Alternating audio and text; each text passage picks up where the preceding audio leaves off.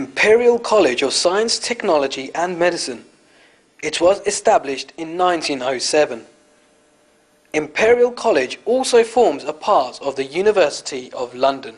The college came about as a merger between the Royal College of Science, the City and Guilds College and the Royal College of Mines in South Kensington. Over time, mergers took place, further refining the institution, eventually becoming the institution known for churning out a number of Nobel Prize laureates in physics. Today, we are standing outside the Sir Alexander Fleming building, where a special conference is taking place. This conference, titled Salam Plus 50 Conference, is in dedication to the Nobel Prize laureate, Professor Abdus Salam. It is in celebration of his prestigious 50 years with the college since its enrollment here. We shall now proceed to the introduction of the conference. Morning everyone, and a very warm welcome for being here today to celebrate the life and achievements of a remarkable man. I think it's safe to say that Abdus Salam was a one-off in many ways, so this promises to be a very fascinating and inspiring day. And I'm especially delighted that we have with us members of Salam's family today, and a great welcome back to you all to Imperial College. Abdus Salam is still someone who I think has a great deal to teach us, and not just about physics. He was certainly a genius, a Nobel laureate in a very complex field that I'm not even going to try and explain in front of a room full of physicists. But he came to Imperial in 1957, having previously studied in Lahore and in Cambridge. And I'm pleased to say that after that, when he came, he stayed for the rest of his career and retained his connections with the college until he died in 1996. He obviously showed great promise right from the start of his academic career, gaining the highest marks ever recorded in the matriculation examination at the University of the Punjab. And he first joined Imperial as an active member of the maths department before going on to set up the theoretical physics group.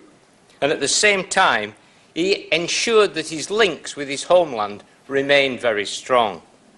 He had a very keen interest in the scientific development of Pakistan, and he was a member of the Pakistan Atomic Energy Commission, a member of the Scientific Commission of Pakistan, and acted as chief scientific advisor to the President. When he was awarded the Nobel Prize in 1979, he had the distinction of becoming the first Muslim and the first Pakistani Nobel laureate. It's a great pleasure to be here. This is an amazing institution, and I'm so grateful that I've been asked to be here to honor and to speak about Professor Abdus Salam. It's a little hard to encapsulate in words what this man was all about, his contributions to science, not just internationally, but the contributions he made in Pakistan. We take great pride in Dr. Salam's achievements. In fact, he was one of the main architects and certainly pioneers of modern science in Pakistan. His advocacy of developing a scientific base for the country was truly visionary, way ahead of his time. A vision we are trying very hard to realize now. I have the honor of being the Abdus Salam Professor of Theoretical Physics at Imperial College, but there's another Abdus Salam Professor, K.R. Srinivasan, who is the Director of the International Center for Theoretical Physics in Trieste. He regrets that he was not able to be with us here today, but he's asked that I read his greetings. I salute the Imperial College for celebrating 50 years of Professor Abdus Salam's arrival there. I regret being unable to attend the celebrations, and am thankful to Professor Michael Duff for allowing me to greet you through this message. Salam received the Physics Nobel Prize in 1979 for his great work on electroweak unification of forces, and his fame in physics rests unchallenged. As a human being concerned about poor countries and with scientists from there, Salam's contributions are simply unsurpassed. I hardly know another scientist who invokes the same deep admiration from the widest possible scientific community as does Salam. One of Salam's well-known quotes, adopted as the ICTP's driving motto, is that scientific thought is the common heritage of mankind. In the scientific legacy of our species, many countries and cultures have indeed made crucial contributions, some no doubt more than others. Salam's core concern was that science had become the province of the West in recent 3 or so centuries, and that the situation needed to be altered if the world as a whole has to share the benefits of science. He particularly bemoaned the fact that science in Islamic countries had fallen on hard times, and both privately and publicly cajoled Muslim scientists to change the situation in all possible forms. Unfortunately, his concerns remain by and large valid even today. His drive, goals, and ambitions are as relevant now as in his own time. There is a lot to be said about Salam, but I will pass in the interest of brevity. It suffices to say that Salam remains to be one of my heroes, and I am honored to hold a professorship in his name and to succeed him at the center that he so lovingly built. K.R. Srinivasan, Abdus Salam Research Professor and Director, International Center for Theoretical Physics, Trieste. Thank you. It is indeed a great honor to be here in this august company to pay tribute to one of my heroes. It is a special pleasure for me to be back at my old college, which is also celebrating its 100th anniversary. Salam was a great hero to all young Pakistanis who wanted to study physics. He was very well known, even though he was a very young man. So when I finished my undergraduate degree in London, the obvious choice was to go to Imperial College to do my PhD. So I joined here in 1963 as a diploma. In those days, when there was a diploma course here in which after you were selected for PhD. So I was lucky enough to be one of those who was selected, and my association with Salam goes back to when I met him for the first time in 1963, and I took a course from him in group theory. And I remember, everybody thinks of Salam as a fantastic physicist. Salam had gone up to St. John's College, Cambridge in 1946 as a foundation scholar, from where he obtained a double first in mathematics and physics, what is called a wrangler. And he went on to complete his PhD in theoretical physics from Cavendish Laboratory in 1952. He returned to Lahore, and I want to talk about the genesis of the ICTP and how it came about. So he returned to Lahore in 1951 to teach mathematics at Government College, Lahore. He had gone back with the intention of founding a school of research, but it soon became clear that this was impossible. He found that he was completely isolated from his peers, and there was no chance for him to pursue his love of physics. If it had not been for this, we would have been celebrating in Lahore rather than in London, of Salam plus 50 in Lahore.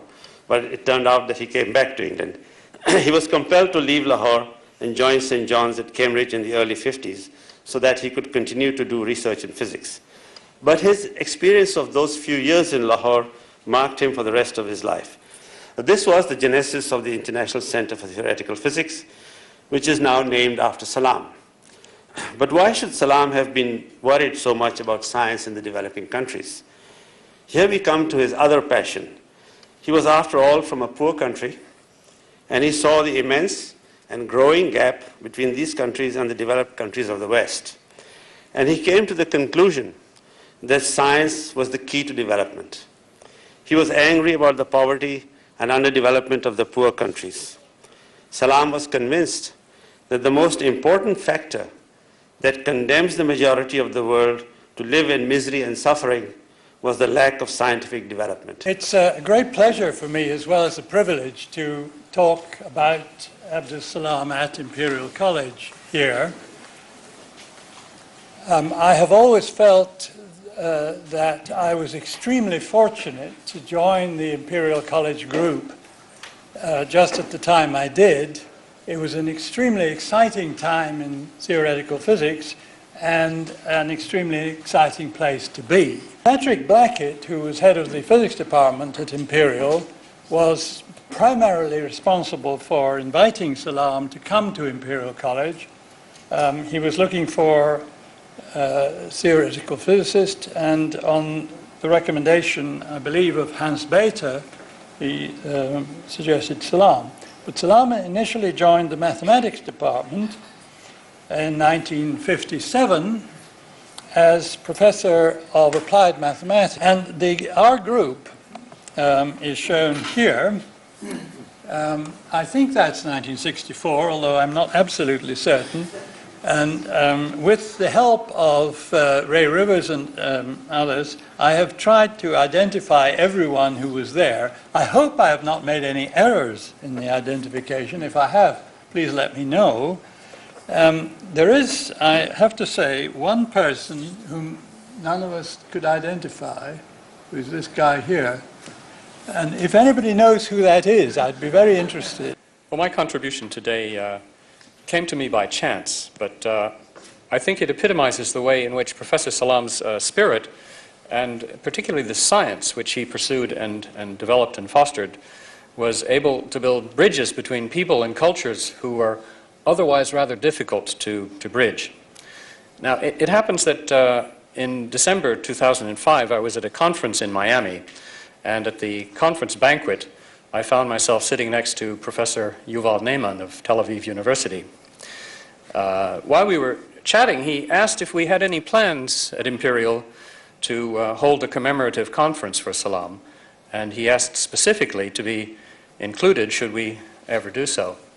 Now, sadly, Professor Ne'eman passed away before today's celebration was conceived, but my last contact with him came about a month or so after the Miami conference, when he sent me a copy of an obituary that he had written for Professor Salam in Arabic. And this is what I'd like to present to you today. Now, as it happens, just after lunch, I ran into Gordon Fraser, who I believe knows rather more about this document than I do. And he informs me that Ne'eman was rather proud of this this contribution because it's the only article he ever wrote in Arabic.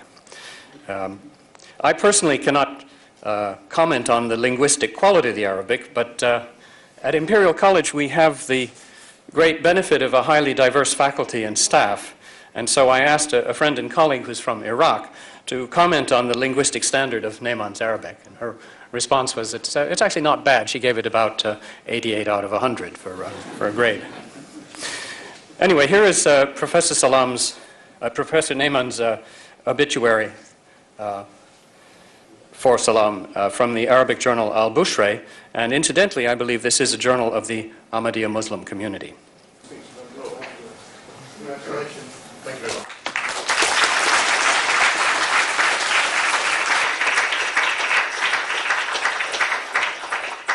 I was actually going to do the presentation midway, but I wouldn't want to take it back from the gentleman who's won it, but I will give a brief introduction to him and why he's been selected.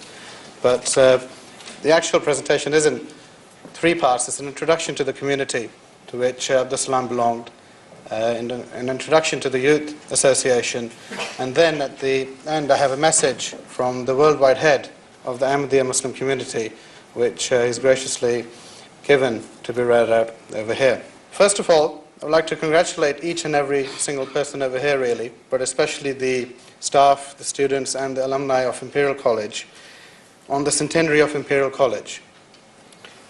We hope and pray that the college itself has an even more distinguished career over the next 100 years and beyond. Congratulations and thanks are also owed to the college and the physics department in particular on hosting this event commemorating Professor Abdus Salam's 50th anniversary of arriving at Imperial College. The Ahmadiyya Muslim Association was formed in 1889 in a small town called Qadian in India. It was founded by Hazrat Mirza Ghulam Ahmad. The core message of the community is one of peace and understanding. The motto adopted by us is love for all, hatred for none. The community has been led by successive heads, known as Khalifas or Caliphs. Hazrat Mirza Masroor Ahmad Sahib, Allah safeguard him, is the fifth successor to head the community, and it is a message from him that I will be reading out at the end. The Ahmadiyya Muslim Youth Association was founded in 1938. Its key principles are of service to humanity, the community, the country, and of instilling in its members an everlasting yearning for knowledge and a thirst for education. We firmly believe that a good education, coupled with personal development, provides dividends both for the individual concerned and for society as a whole. In order to promote our links with academic institutions, we have introduced a number of awards and prizes across the major campuses across the UK. Imperial is one of them. The Abdus Salam Undergraduate and Graduate Awards, which we have just presented to David, are part of this initiative. And I really have to thank Professor Duff and also our Student Affairs Department, who really had to go through some delicate negotiations in finalizing before the award itself could be finalized. We actively encourage our youth to aspire to the lofty ambitions that Abdus Salam set and had himself. Our wish is that others would follow in his footsteps, and the award presented today was part of it. Now I would like to read out a message from the head of the worldwide Ahmadiyya Muslim community to the Salam Plus 50 conference.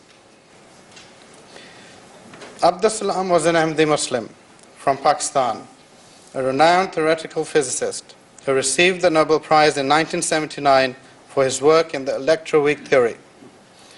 Although he was the first Muslim Nobel laureate, Pakistan's military dictator at that time could not admit that its brilliant scientist was a Muslim citizen.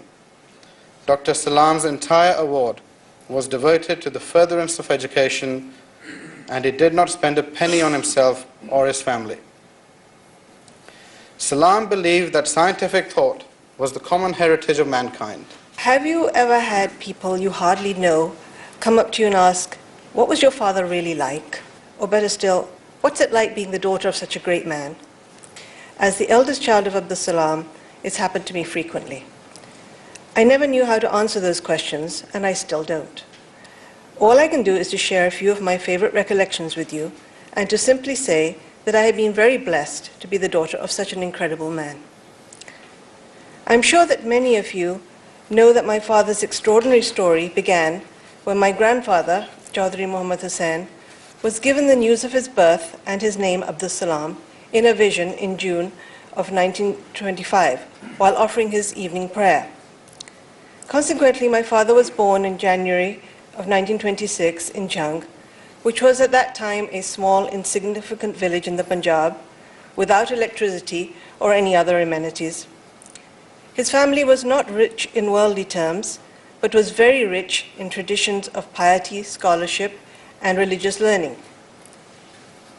My father actually began his illustrious career by winning his first award at the age of 2 for being the healthiest, or rather the fattest baby in Jhang. Of course, there was no stopping him after that. I'm honored to say that I don't think there were many distinctions, awards, or honors that were not conferred on him during his lifetime. My earliest memories of my father date back to when my mother and I moved to Cambridge with him from Pakistan. I was about 3 years old at the time. We lived in a small flat near St. John's College, where my father was working.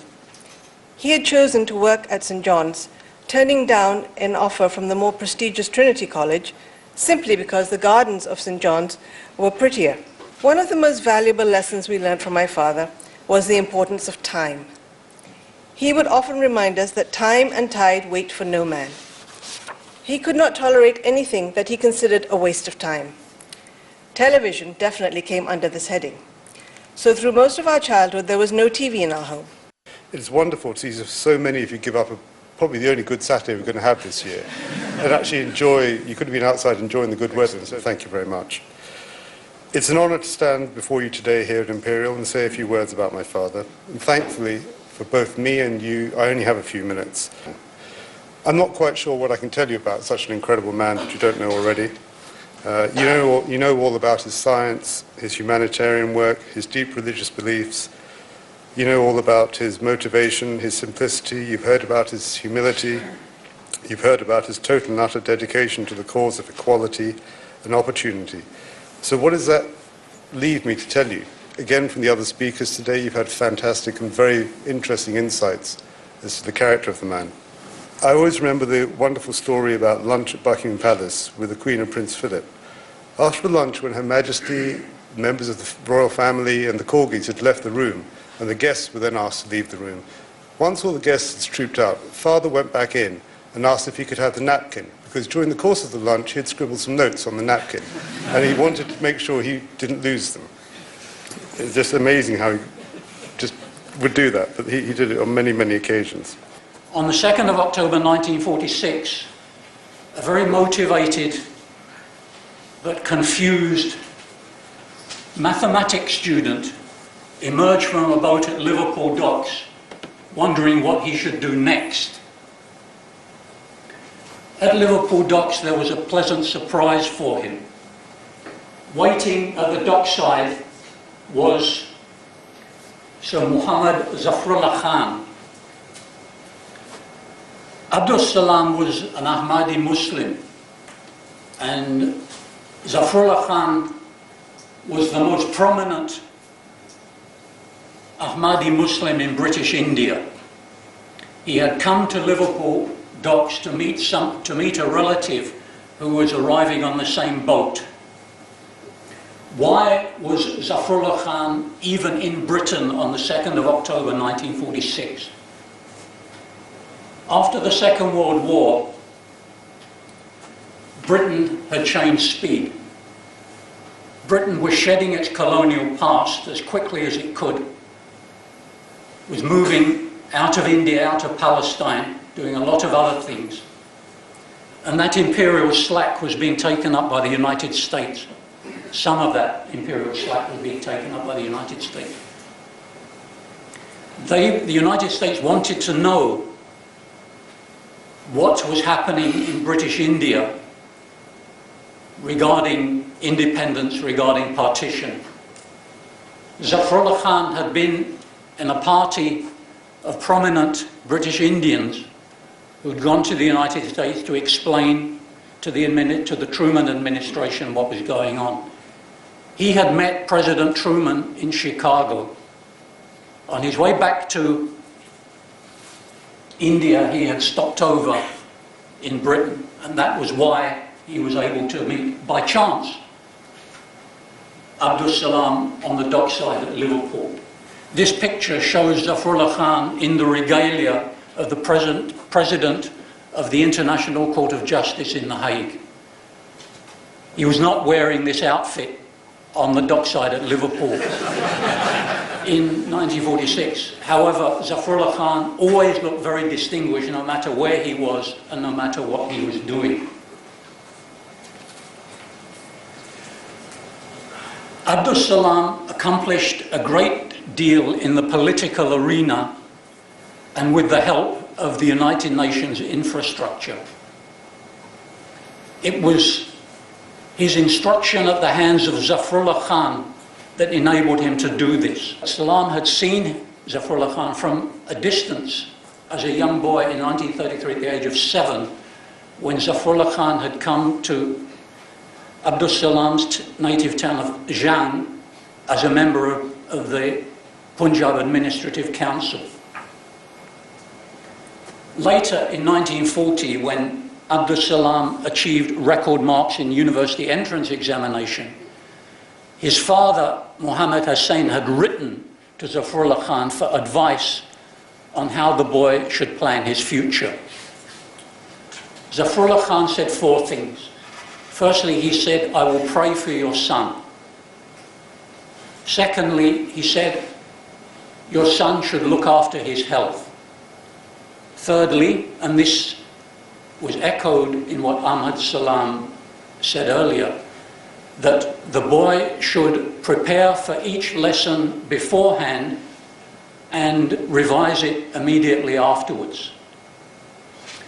The fourth thing that Zafrullah Khan said was that Abdus Salam should use travel as an opportunity for broadening the mind. Wherever he went, whatever he did, he should use travel to broaden his mind.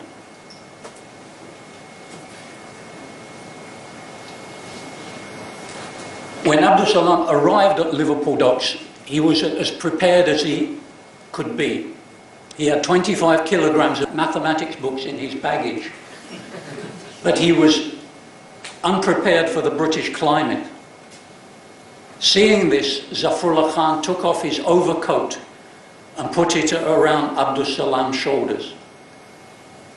This is the title of my talk, Salam's Mantle of Britishness. It was at this point that Salam began to take on the role of a Britisher rather than a confused student from the Punjab.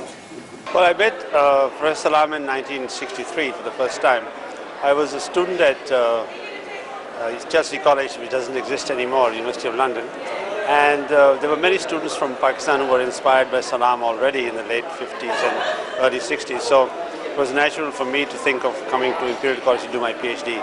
So I joined Imperial in 1963 as a student, and I was very lucky that I was accepted for the PhD program. And my association with Salam started basically in 63, but really in 64, because 63 I was just part of an undifferentiated group of students to whom we came to give lectures. Alaikum salam. I'm very honoured, thank you. It's a great privilege to be here as well. I'm really struck by the generosity of the family and the impressive legacy which Abdus Salam has left. He has been an inspiration to me because of his work in electric unification and his passion for the science, as well as his passion for his religion. I find that very admirable, and I've learned a lot today. First time I met him is in 1960, when I just finished my PhD, and there was.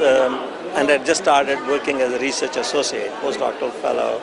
And there was this summer institute in Madison, Wisconsin, a unique kind of a situation where got many famous people will come for 6 weeks to 2 months to talk about whatever they wanted to, seminars every day. And some of us young people would be participating in that. That's when I first came to know him. And somehow or the other, because we came from the same part of the world, we became very close, and he was very, very nice to me. And we invited him for a dinner at our place and so on. And this developed as I also continued my research. Our researches overlapped, and in the 1960s, we wrote similar papers.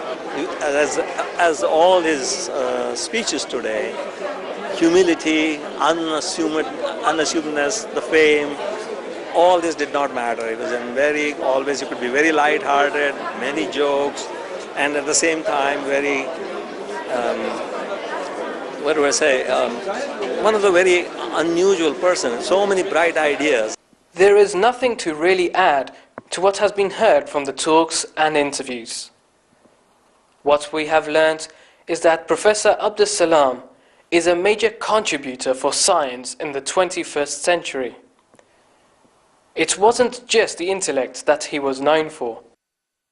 Being an Ahmadi Muslim, his devotion to the religion instilled within him a boundless love for humanity, which scientific knowledge is made available to the developing world.